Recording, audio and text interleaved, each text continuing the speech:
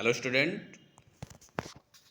देखिए हम लोग IMRE में जो है कि आपको इंडिया इलेक्ट्रिसिटी रूल हमने आप लोग पढ़ा रखा था। इसके बाद देखिए हम लोग आगे नेक्स्ट जो हमारे चैप्टर है वो जा रहे हो सहायक उपकरण चैप्टर हमारा यही चल रहा है। इसमें हम देखेंगे सेफ्टी कोड जो काफ़ी इम्पोर्टेंट है।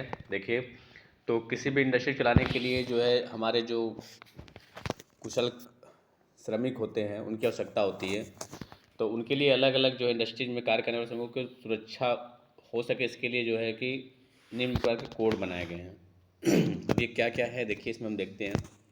देखिए हम यहाँ पर मैंने आपको दिखा रखा है सुरक्षा कोड यानी सेफ्टी कोड। तो किसी भी देखिए यहाँ से आप लिखा हुआ है कि किसी भी इंडस्ट्री को चलाने के लिए कुशल श्रमिकों की आवश्यकता होती है। सभी उद्योग अपने अपने सुरक्षा कोड निर्धारित करते हैं ताकि इंडस्ट्रीज में कार्य करने वाले श्रमिक जो होते हैं उनकी सुरक्षा हो सके, कोई दुर्घटना ना घटित हो। सामान्य कोड निम्न प्रकार देखिए जितने भी हमारे चाहे कोई फॉर्म हो, चाहे कोई कंपनी हो, चाहे कोई फैक्ट्री हो, इसमें सबसे पहले जो होता है हमारे जो श्रमिक होते हैं उनकी सुरक्षा के लिए बात की जाती है।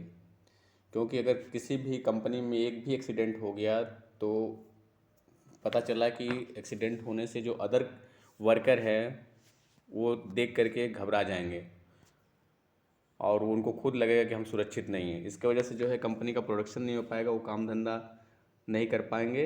इसलिए जितने भी कंपनियां होती हैं वो हमेशा जो है कि वर्करों के फेवर में रहती हैं और यही चाहती हैं कि कोई जो है कि एक्सीडेंट ना होने पाए, कोई भी एक्सीडेंट ना होने पाए।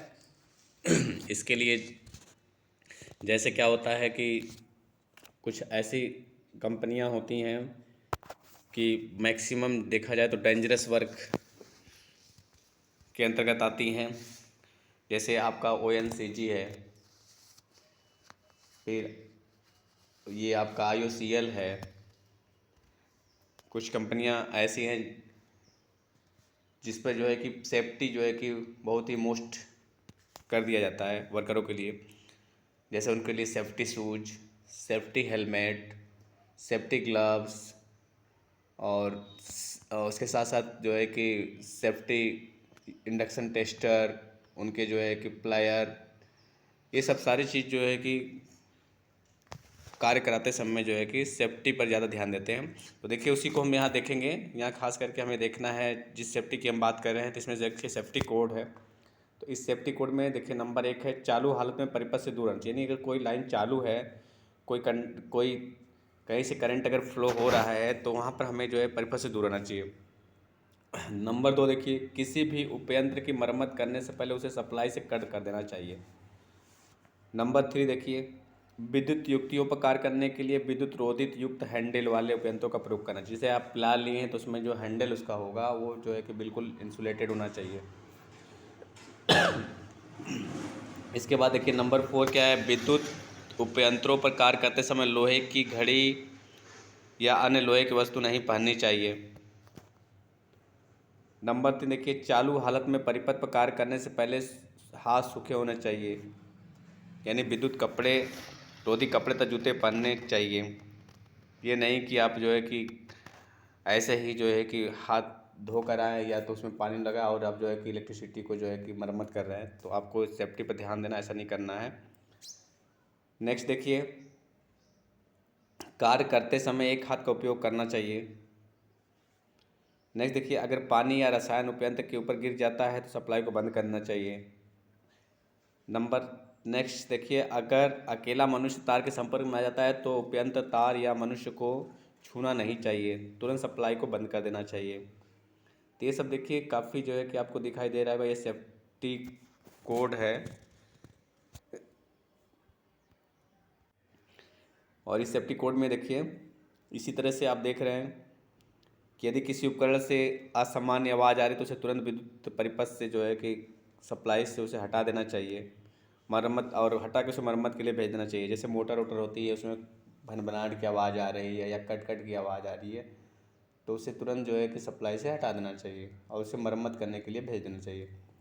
इसके साथ साथ अगर किसी दोष युक्त कोई फॉल्ट सर्किट है तो चालू नहीं करना चाहिए, ठीक है। उसके लिए जो है उसकी क्षमता के अनुसार सर्किट ब्रेकर के द्वारा चालू करना, सर्किट ब्रेकर या फ्यूज के द्वारा चालू नहीं करना चाहिए। अब ये नहीं कि वो फॉल्ट है उसे आप चालू कर दें। नेक्स्ट, यदि कोई कैपेसिटर लीक कर रहा हो तो उसके पास कार्य करने से पहले उसके टर्मिनल को शॉर्ट कर देना चाहिए, जिससे कि विद्युत का झटका न लगे। नेक्स्ट देखिए, किसी दूसरे व्यक्ति के उपकरण को जिस प्रकार वह कार्य कर रहा है तब तक नहीं छूना चाहिए जब तक कि कहा न जाए। देखिए, तो इस तरह से नेक्स्ट देखिए नंबर, विद्युत संपर्कों या चालकों को एक कवर के द्वारा ढके होने चाहिए, जिससे कि कोई मनुष्य उसके संपर्क में आकर दुर्घटना का शिकार न हो सके। नेक्स्ट नंबर, यदि कोई मनुष्य गीले फंस पकड़ा हो या उसके हाथ पैर या शरीर भीगा हुआ हो तो उसे किसी भी विद्युत उपकरण को नहीं छूना चाहिए। नेक्स्ट नंबर देखिए, यदि किसी विद्युत उपकरण को छूना आवश्यक हो, जैसे कि किसी मोटर की ओवर हीटिंग को जांचना हो आदि के लिए हाथ के पीछे के हिस्से का उपयोग करना चाहिए। विद्युत उपकरणों के पास उच्च ज्वलनशील पदार्थ को नहीं रखना चाहिए। उच्च वोल्टता पर विद्युत संबंधी कार्य हेतु उच्च वोल्टता की सप्लाई को बंद करना चाहिए। नेक्स्ट नंबर देखिए, विद्युत उपकरणों के पास ढीले कपड़े, टाई, शाल या मफलर का प्रयोग नहीं करना चाहिए।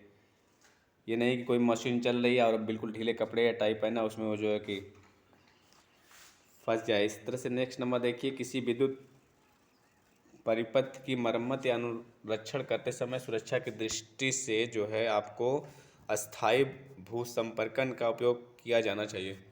यानी भूसंपर्कन का उपयोग जो है हम वहाँ करते हैं जहाँ पर जो है कि बिजली के झटकों से बचा जा सके।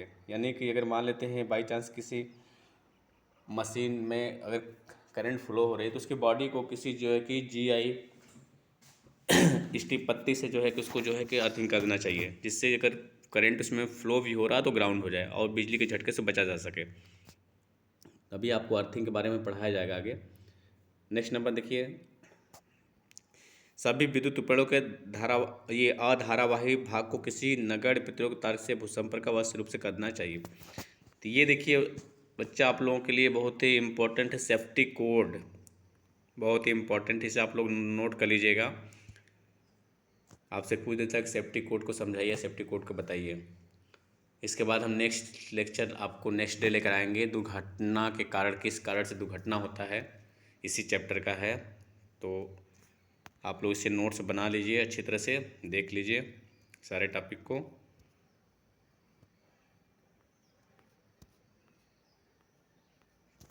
तब तक के लिए धन्यवाद।